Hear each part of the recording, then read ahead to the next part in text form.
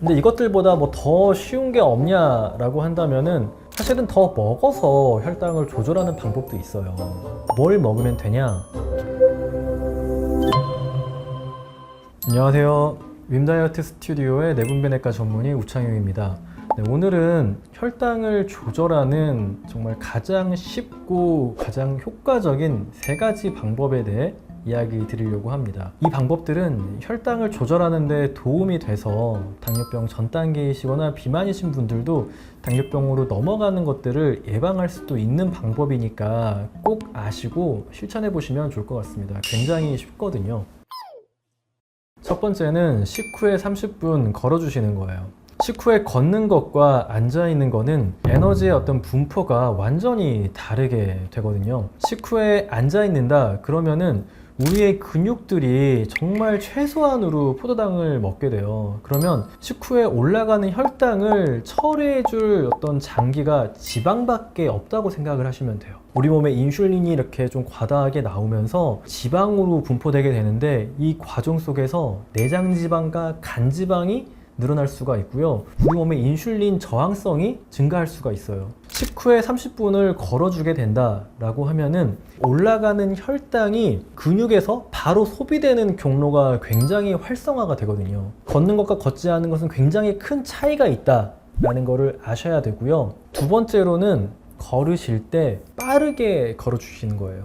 시간이나 어떤 거리 이런 거에 상관없이 단순히 더 빨리 걷는 것만으로도 당뇨병을 예방해주는 효과도 심지어 있어요. 한 50만 명 정도 연구를 해봤을 때 우리가 조금 빠르게 걷기, 속도로는 한 4.8에서 6.4km/h 정도로 걸었을 때 당뇨병을 약 24% 정도 줄여줄 수 있었다라는 이런 연구 결과가 있고요. 6.4km/h보다 더 빨리 걸었을 때는 한 39%까지도 예방을 해줄 수 있다라는 연구 결과가 있어요. 이 연구는 걸음의 전체 시간이라든지 거리 없이 단순히 걸음걸이 속도가 빠르냐 느리냐만 가지고 분석을 했을 때도 이 정도로 굉장히 큰 당뇨병의 예방 효과가 있었기 때문에 혈당을 처리하는 그 속도가 걸음 속도에 의해 차이가 난다는 거고요. 올라간 혈당을 처리해주는 이 경로가 계속해서 걷는 속도에 의해서도 활성화가 될 수 있다라는 걸 이야기해 주는 거니까 지켜보시면 좋겠습니다. 세 번째는 음료수를 마시지 않는 거예요. 아침에 생각보다 꿀 같은 것들이 건강에 좋다라고 해서 드시는 분들이 굉장히 많아요. 꿀이라는 거는 그 안에 들어있는 어떤 항산화 물질이나 미네랄, 비타민 같은 것들이 있어요. 그게 한 20-30% 정도 되는데 한 7-80% 정도는 설탕이라고 생각을 하시면 돼요. 꿀물이 도움이 될 수 있는 경우는 근육이 많고 대사적으로 문제가 없고 그런 사람들이 꿀물을 먹고 어떤 활동을 할 때 그러면은 이 설탕은 내 근육이 쓰고 이 안에 들어있는 항산화 물질과 미네랄들은 내가 섭취를 할 수 있으니까 뭐 건강에 도움이 될 수도 있어요. 그리고 뭐 내가 전날 뭐 술을 마셔가지고 탈수가 심하고 술을 마시면 약간 혈당이 떨어질 수 있습니다.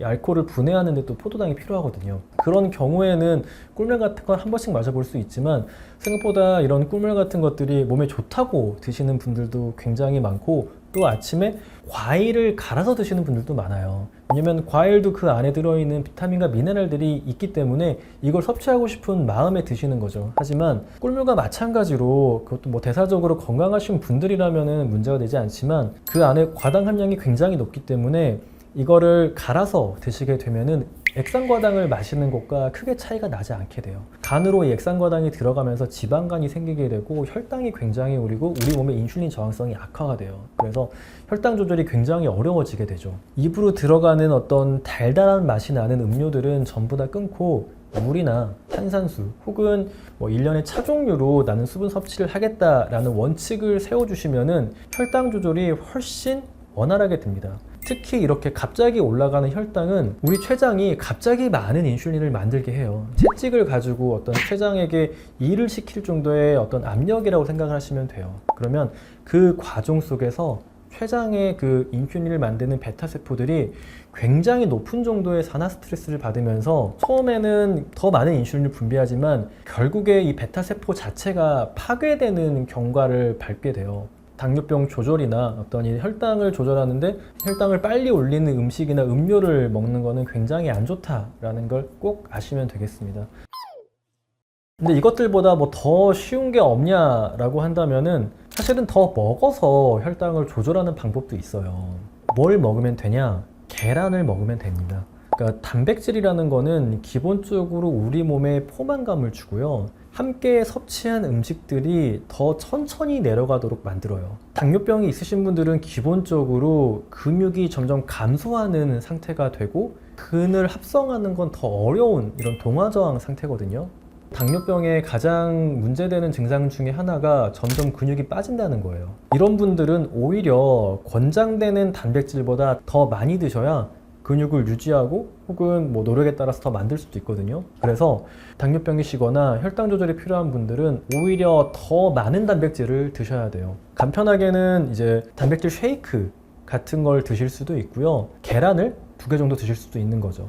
그런데 뭐 이상지질 혈증이다 이런 분들은 이 계란에 들어있는 콜레스테롤 때문에 걱정이 되신다라고 이야기하는 분들이 많아요. 그런데 우리 몸의 어떤 이 콜레스테롤은 70-80% 정도는 간에서 합성되는 것들이고요. 먹는 것들이 올리는 양 자체는 그렇게 크지가 않고 우리 몸의 콜레스테롤 상태에 맞춰서 장에서 어떤 흡수도 조절을 합니다. 그래서 계란 한두 개 먹는 게 어떤 콜레스테롤 상태에 영향을 끼치진 않아요. 그런데 콜레스테롤 조절이 평소에 안 되시는 분이다, 걱정이 된다 라고 하시는 분들은 계란은 하나 정도만 드시고 단백질 쉐이크도 유청 단백질과 식물성 단백질이 같이 들어있는 혹은 식물성 단백질을 드시는 게 좋습니다.